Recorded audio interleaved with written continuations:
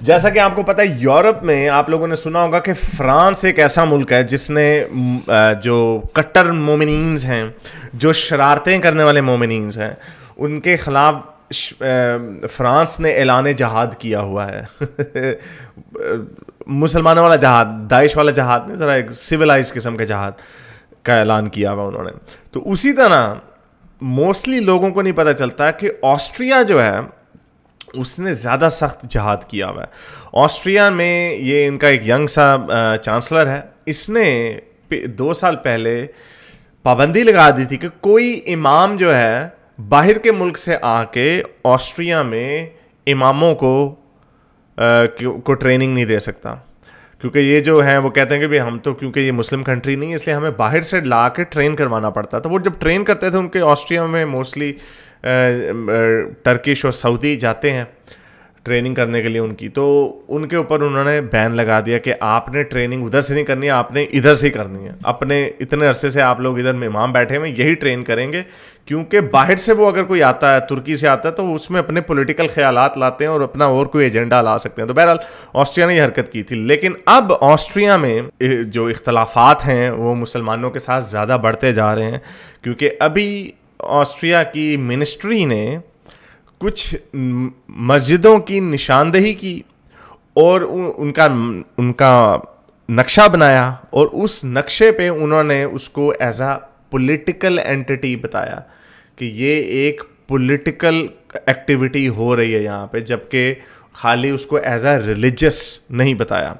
تو اس کے اوپر آبویسلی جو وہاں کے مسلمان ہیں انہوں نے تھوڑا سا احتجاج کیا کہ بھائی آپ تو اس سے ہمارے خلاف نفرت پھیلے گی, یہ تو مذہبی کام یہاں پہ ہو رہا ہے, اس کا پالیٹکس سے کوئی تعلق نہیں ہے. لیکن بہرحال انہوں نے اس کو کہا ہے کہ یہ نیشنل میپ آف اسلام ہے, جس میں انہوں نے 620 مسجدوں کے نام لگائے ہیں, اور ایک طریقے کا ان کے جو ان کی پاسبل ابراڈ کے کنیکشنز ہیں ان کو ہائی لائٹ کیا کہ یہ سعودی ماسک ہے, کیا یہ